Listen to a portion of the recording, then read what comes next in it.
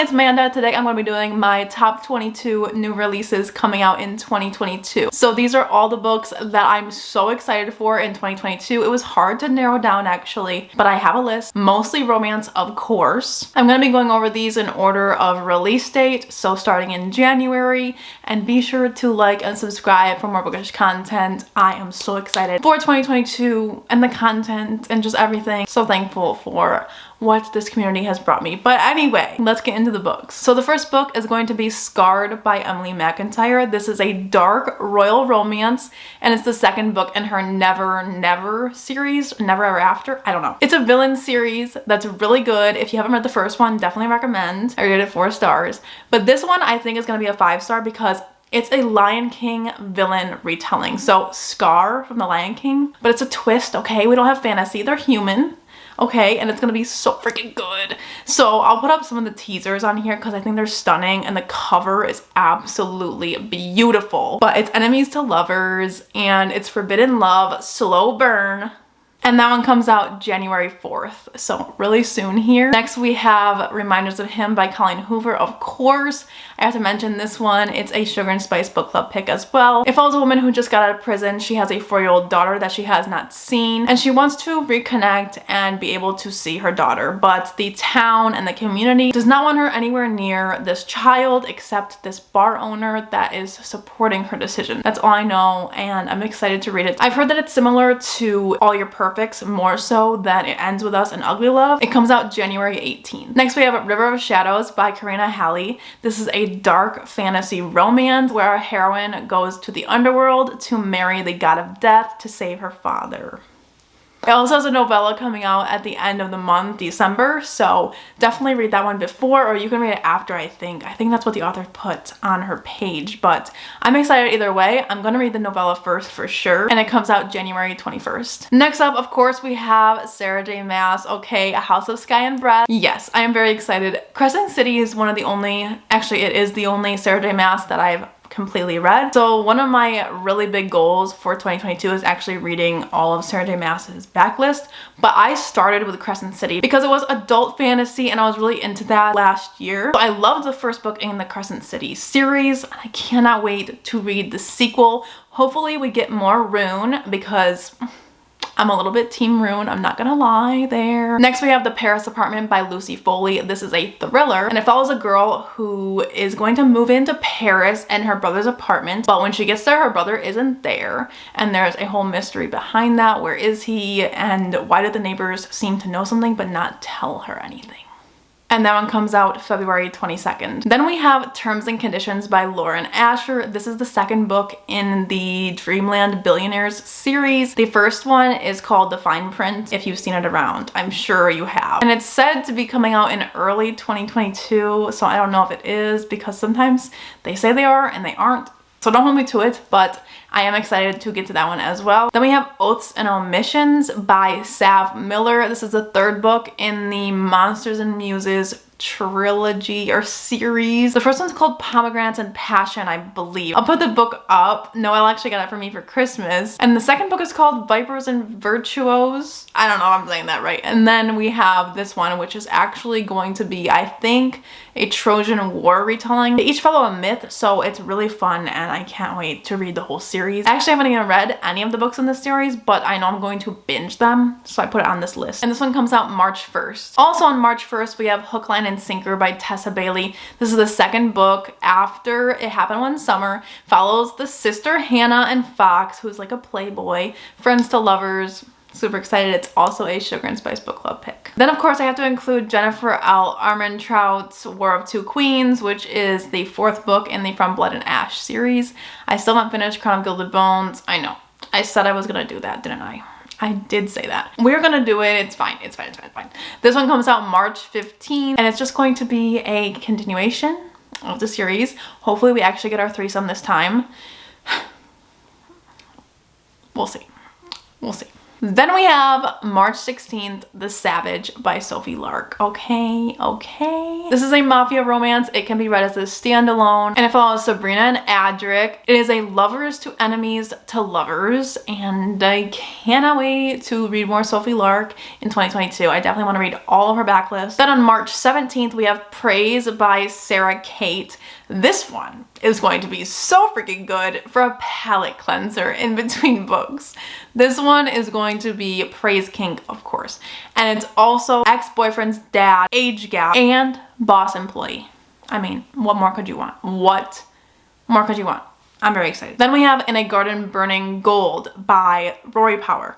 Rory Power is such a good writer, in my opinion, and I'm excited. It has an April 5th release date. It is a adult fantasy, and it follows twins who have to save their kingdom. Their dad's like abusing his power, and will they end up tearing each other apart? It's gonna be fantastic. I already know. Then in May, we have a lot of May 3rd releases. So the first ones I want to mention are Ali Hazelwood's novellas. So there's 3 novellas. They're all coming out like a month apart from each other, and I believe the first one that comes out is called Under One Roof, and that one's a roommate story, and I think they're snowed in and they have to be together. They kind of hate each other. You know how it is. It's gonna be stunning. Then the next one's gonna be Stuck With You. This one's intriguing because this girl has a one-night stand with this guy, breaks her heart. Now they're stuck in an elevator together. I mean, that's my worst fear. Like, being stuck in an elevator, no thank you. But it's gonna be steamy because elevators always have a steamy time. And for some reason, it's just so hot. I don't understand why, because I hate elevators. I don't even go in them. Like, I absolutely cannot because claustrophobia, you know what I mean? But in books, it's just something hits different. I don't know. What I'm most excited for is actually the next one and the last one. It's called Below Zero. And this one follows a girl who's stuck in the Arctic, and who is the only person who can save her? Just her enemy, you know. Oh, it gives me Matthias Nina vibes, and that's why I think I'm going to love it. I also love the cover for this one the best. Even though the redhead is on the first cover, I still really love this one the best. And not to mention, I think Ali Hazelwood's next book that's full length is also coming out this year. Next we have Book of Night by Holly Black, the queen herself, who wrote the Cruel Prince series, Folk of the Air, amazing, 10 out of 10. Would definitely recommend. Favorite YA series of all time. And it's an adult fantasy, and it's gonna be stunning. I'm literally obsessed. Like, I don't know how to explain to you how excited I am. And if this doesn't live up to my expectations, it's